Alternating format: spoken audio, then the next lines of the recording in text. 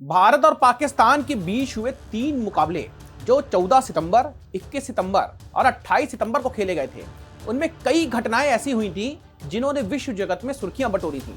इनमें खिलाड़ियों के आक्रामक इशारे थे, मैच के बाद कमेंट्स थे, हैंडशेक ना करने जैसे मुद्दे शामिल थे। ये विवाद पहलगाम आतंकी हमले जिसमें 26 भारतीयों की जान गई थी, उसके बाद भारत पाकिस्तान संबंधों के तनाव से जुड़े हुए थे। अंतर्राष्ट्रीय क्रिकेट परिषद आईसीसी ने मंगलवार यानी कि कल 4 नवंबर 2025 को इन घटनाओं पर सुनवाई के बाद अपना फैसला सुना दिया है। आईसीसी के elite panel of match referee Andy Pycroft और रिची रिचर्डसन ने यह सुनवाई की है, जिसमें सबसे ज्यादा चर्चा 14 सितंबर का मैच रहा है, जहां पर पाकिस्तानी तेज गेंदबाज हारिस रऊफ ने भारतीय फैंस की ओर आक्रामक इशारे किए थे, जो प्लेन क्रैश जैसे प्रतीत हुए थे। ये इशारे ऑपरेशन सिंदूर का मजाक उड़ाने वाले माने गए। इसी मैच के बाद सूर्य कुमार यादव ने पोस्ट मैच प्रेजेंटेशन में भारतीय सेना का समर्थन किया और पहलगाम हमले के पीड़ितों के प्रति एकजुटता दिखाई थी, जिसे राजनीतिक बयान कहा गया। फिर इसके बाद 21 सितंबर का सुपर 4 मैच में पाकिस्तानी बल्लेबाज साहिबजादा फरहान ने अपनी हाफ सेंचुरी पर जो गन शॉट सेलिब्रेशन किया था, जिसे सुनवाई में बहुत ज्यादा आक्रामक माना गया है।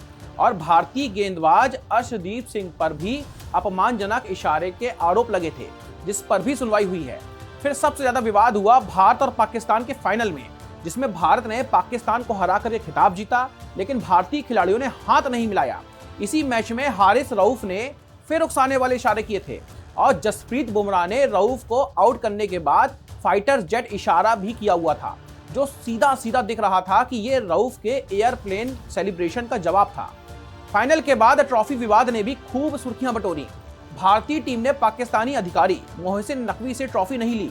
आपको बता दें कि ये सारी घटनाएं आईसीसी कोड ऑफ कंडक्ट के आर्टिकल 2.21, जिसमें खेल की प्रतिष्ठा को ठेस पहुंचाने वाला आचरण माना जाता है, और आर्टिकल 2.6 जो अपमानजनक इशारों के लिए बना हुआ है, इसके तहत आई। सभी उल्लंघन लेवल 1 के थे, जिसमें अधिकतम 50% मैच फीस का जुर्माना और 1-2 डेमेरिट पॉइंट्स भी हो सकते हैं। 24 महीने में 4 या अधिक डेमेरिट पॉइंट्स पर 1 टेस्ट और 2 लिमिटेड ओवर मैचों का प्रतिबंध लगता है। मैं अब आपको बताने जा रहा हूं कि आखिर आईसीसी ने क्या फैसला किया है। हारिस रऊफ ने भारतीय सेना के 6 प्लेन गिराने का दावा किया था।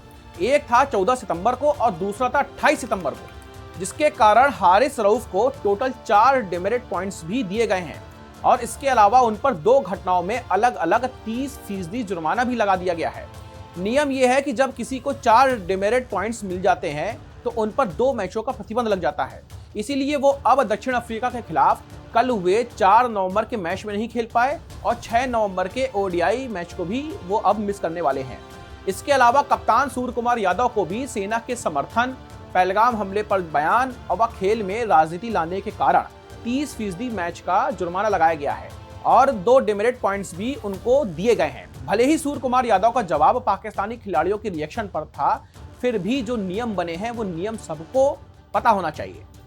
अब बात करते हैं जसप्रीत बुमराह की।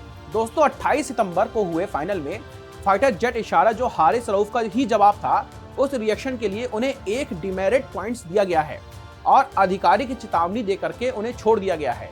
और यही हाल पाकिस्तान के बल्लेबाज साहिबजादा फरहान जो अर्धशतक का सेलिब्रेशन गन शॉट से कर रहे थे, उनको भी 1 डिमेरिट पॉइंट दिया गया है और उन्हें भी आधिकारिक चेतावनी दे करके छोड़ दिया गया है। फिर नाम आता है भारतीय टीम के तेज गेंदबाज अर्शदीप सिंह का, जिन्होंने प्लेन क्रैश का इशारा किया था। उन्हें भी आईसीसी ने कोई सजा नहीं दी है। तो दोस्तों, आईसीसी ने साफ साफ कहा है कि ये फैसले खेल की भावना को लेकर के बनाए गए हैं और भारत पाक के बीच हुए विवाद ने संबंधों को बहुत ज्यादा तनावपूर्ण बना दिया है। लेकिन दोनों बोर्ड अपील का विकल्प खुला रखे हुए हैं। अगर अपील हुई तो फैसला बदला जा सकता है। इसके अलावा मैं आपसे ये कहना चाहूंगा कि एशिया कप 2025 का यह विवाद सिर्फ मैदान तक सीमित नहीं रहा है। यह क्रिकेट, राजनीति और राष्ट्रवाद के बीच की पतली रेखा को भी उजागर करता है। आईसीसी ने सजा सुनाई है, लेकिन सवाल बरकरार हैं, क्या खेल को राजनीति से ऊपर रखा जाना चाहिए? सूर्य कुमार यादव का जुर्माना भारतीय खेमे में गुस्से की लहर ला सकता है। ट्रॉफी अब भी लौटनी बाकी है। फिलहाल मैदान पर तनाव कम हुआ है, लेकिन दोनों देशों में फैंस के बीच में अभी भी जंग जारी है। क्रिकेट ने फिर से साबित कर दिया है कि यह सिर्फ खेल नहीं है, ये जज्बातों का मैदान है। धन्यवाद।